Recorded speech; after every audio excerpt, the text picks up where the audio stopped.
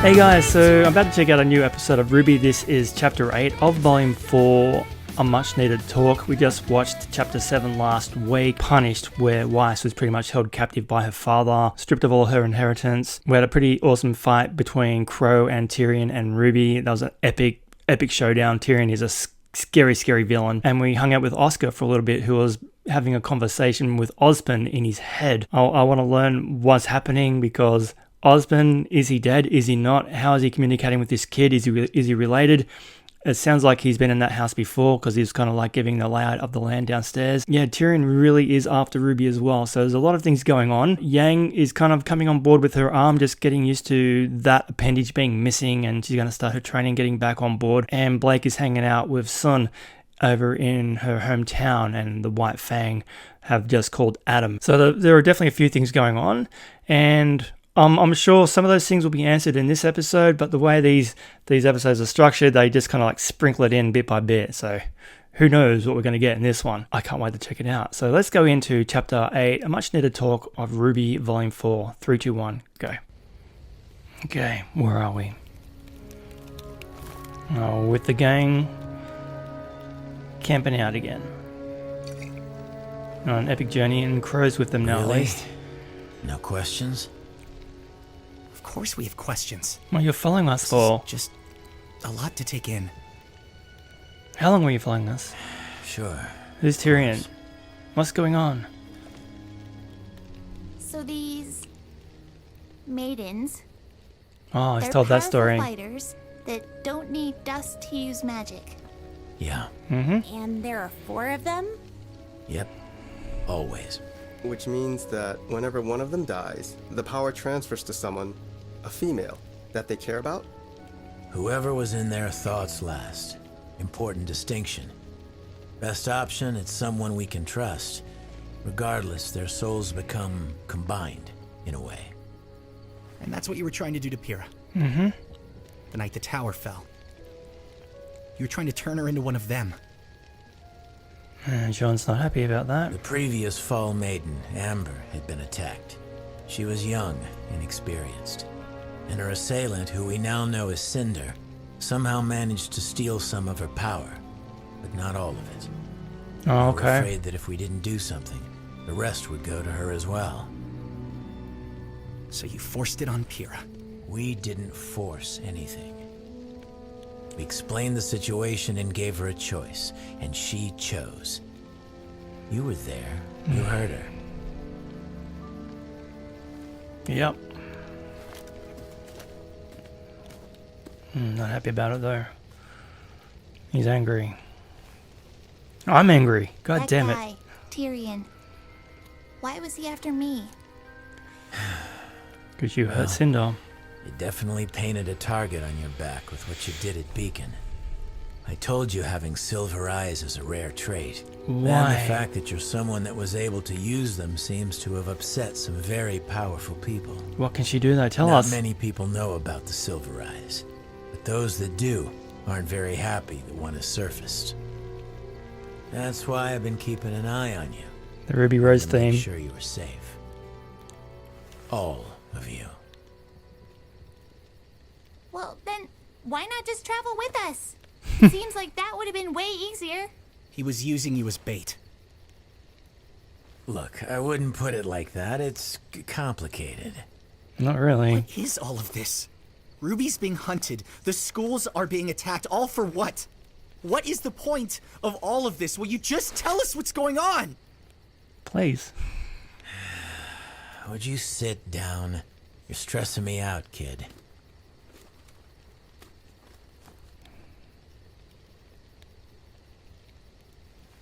Not many people are super religious these days.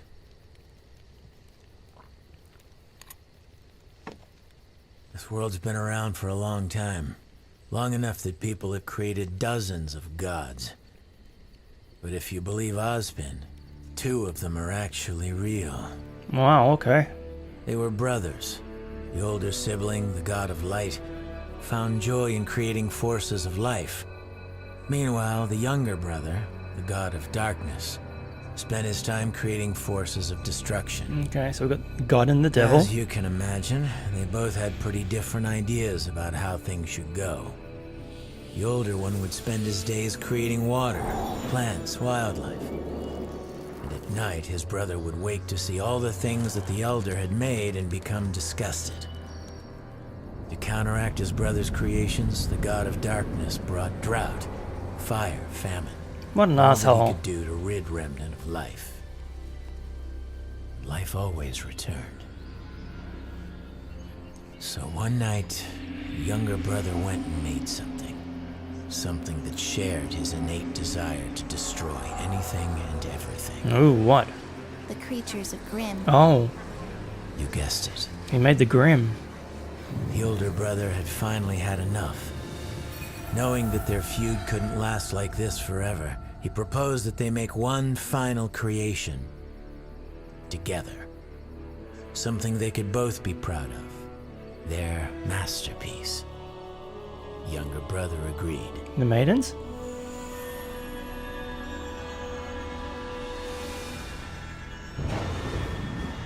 This last great creation would be given the power to both create and destroy. It would be given the gift of knowledge so that it could learn about itself and the world around it. And most importantly, it would be given the power to choose. People. To have free will to take everything it had learned and decide which path to follow. They made people. The path of light or the path of darkness. And that is how humanity came to be.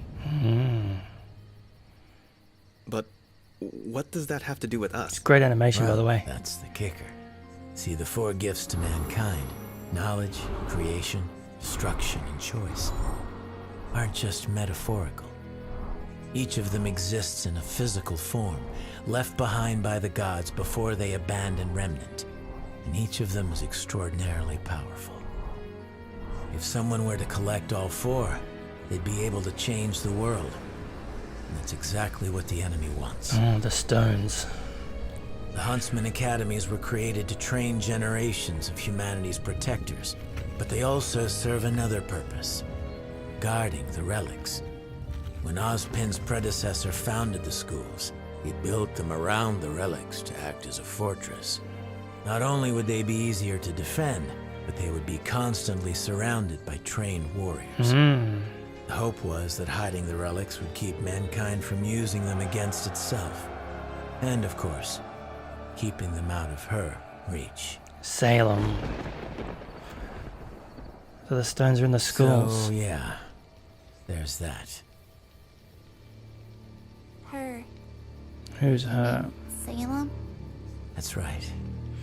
Not much is known about her, and quite frankly, that's not what matters. What matters right now is that she wants the relics. And if she gets them, it's not going to end well. So who is Salem, man? I need to learn more about this one. Hey, Blake. You know, you can always go in and say hi. I don't want to bother him. A father's never too busy for his daughter. Not all of my friends would agree with you on that.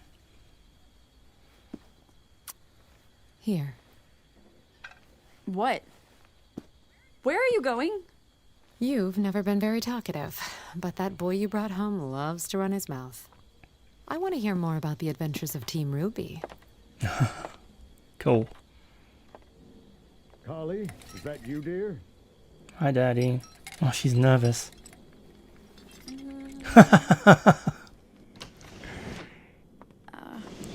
Hey, Dad. Blake. Well, this is a pleasant surprise. Please, come sit. Why is she nervous? Don't worry, I've got It it. seems nice. Sit down, sit down. I don't want to keep you if you're... Nonsense. I've been cooped up in here all day. You still take sugar, right? Oh, actually, Oh, sorry. No, it's fine. Oh, here, take this one. No, really, it's no big deal. You sure? Positive. Old habits, I suppose. What? Might want to let it cool. Right. This is so awkward. So, is it warm in Vale? Huh? It just seems like your outfit doesn't cover very much. It covers plenty. I mean, a little more armor might help, don't you think? I'm fine. I don't need armor. I can look after myself. I know you can. This isn't going well. I'm sorry. I Why? got some walls up. Why would you say that? Sweetheart, what's wrong? What did I say? How can you still love me after what I did? Blake, What happened? your mother and I will always love you. You were right. I shouted at you and yelled at you, but you were right.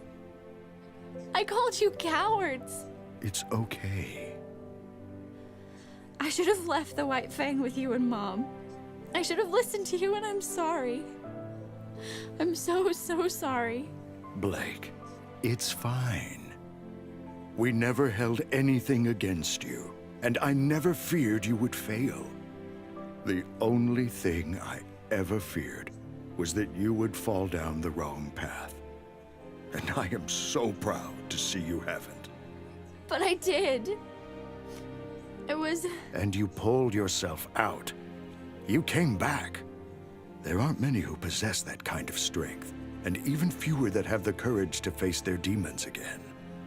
Vale, Mountain Glen, Beacon. You confronted the White Fang time after time.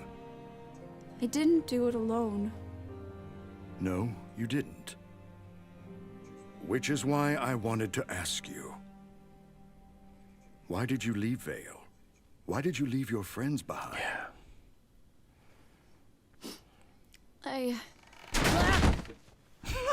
Son? Dude! Whoa! This isn't the bathroom! I'll just be going. Sorry to interrupt this tender family moment. Dick. I really don't like you. Dude! Come on! Alright. So let's say we believe all of this. Okay. There really is this crazy evil being behind these attacks, not just some thugs trying to become powerful. Why doesn't the world know? Why isn't Artlist going after them, or Mistral? And why aren't we in more of a hurry to get to Haven? Shouldn't we be getting them a message? What if they're next? The headmaster over there saw what happened at Beacon. He's not dumb. He'll be on his guard. Besides, it takes time to mobilize forces like that. Do you really think they planned out that attack on Beacon overnight? And to answer your question, it's the same reason we keep quiet about the Maidens. If the whole world knew about the relics, about Salem, it would be chaos. We'd have another great war on our hands, and this time, you'd have to fight.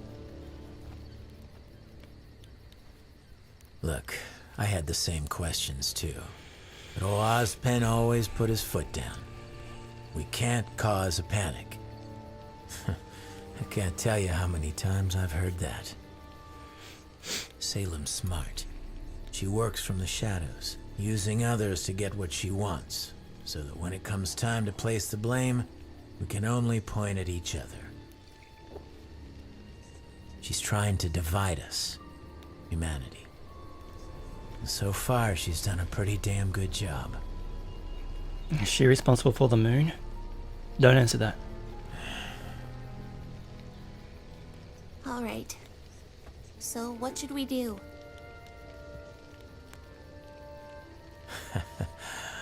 I don't really know. Ozpen has put a lot of trust in the headmasters.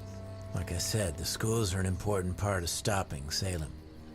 Artlist is going to be on high alert after the last attack, and Vacuo is, well, Vacuo. It'll be hard to hire thieves and scoundrels to fight against other thieves and scoundrels. Take that. Add in the fact that Cinder and her crew claim to be from Haven, and I think it's likely the next target. So, we're on our way to the headmaster. Haven't heard from him in a while, even before the attack. I'm hoping he has the answers.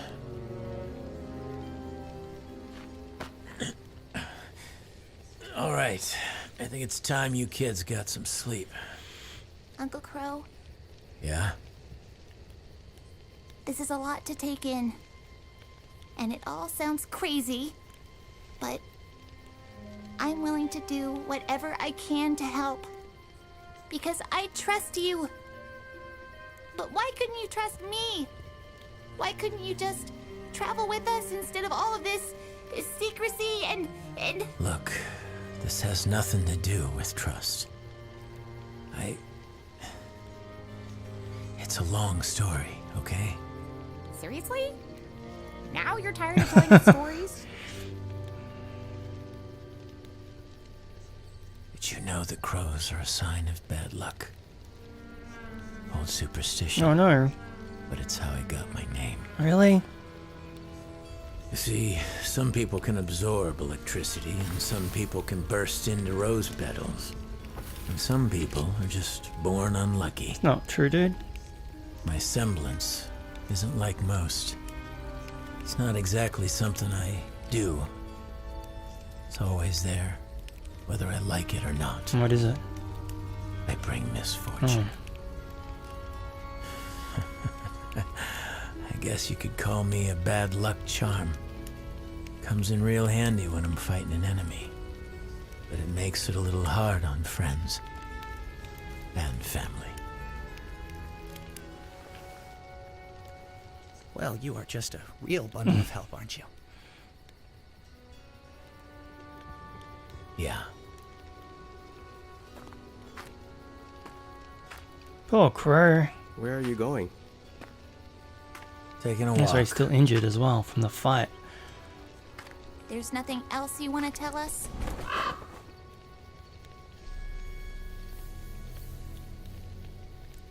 Not tonight. Damn it.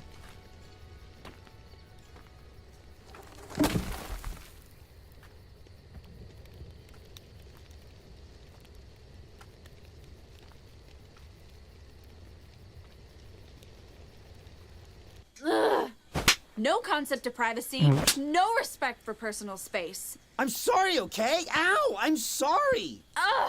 He's in trouble. Look, I promise it was important. I needed to find you to talk to you. What, son? What could be so important? I was talking to your mom and she said something weird about the White Fang. I'm stopping you right there. But I told you. I'm not here to fight the White Fang. I'm not here to fight anyone. I'm here to rest, to figure things out, and to see my family. your mom said White Fang members don't wear masks in Menagerie, but I saw one at the market yesterday. I even got a picture. Son. Look, I'm trying to help. I don't want your help. Oops. Oh, they hear somebody with the phone. A spy.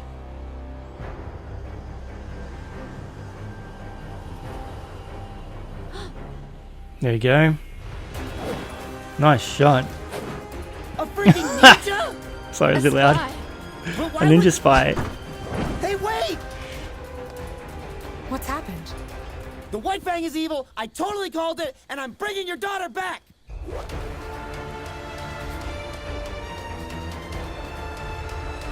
It's a ninja. A White Fang ninja.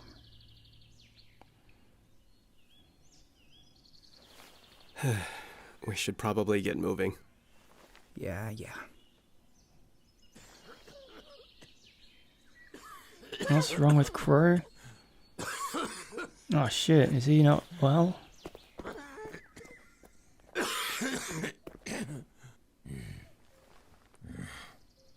Oh no, that can't be good.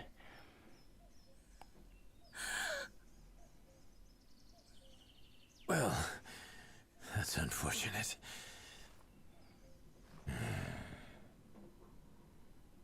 Shit. What was that there? Did he just die? No, he didn't just die. Qrow didn't just die. he just passed out because he's not well. He's coughing blood up out of his guts after being hurt by Tyrion. But he didn't just die, did he? Luckily, I'm doing another episode in a second to find out, although they might not answer that question for a couple more episodes because that's what Rooster Teeth does. But another good episode. I loved how we were hanging out with Matt in Menagerie with Blake and her father. Really tender moment there, right? I was like, I almost welled up again. I think maybe the last time they saw each other, they had a pretty big fight. She might have been pretty nasty to him. And now she's feeling a little bit ashamed, so that's why she was a little bit humbled there. And when Sun fell in after eavesdropping, that was hilarious. Kind of really upset me too, though, because I was getting really invested in that moment. And then, I know it's comedy, it's, what we do.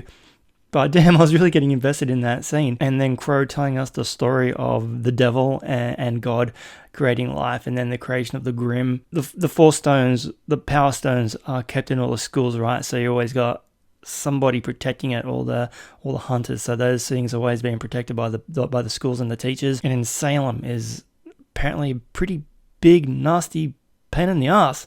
So she wants to collect all these, and God knows what will happen when she gets those things. I think she is in future volumes. I mean, internet, you can't avoid things, but I think she's going to be around for a little while. But I'll see more of that as I go along. So no Weiss or Yang in this episode.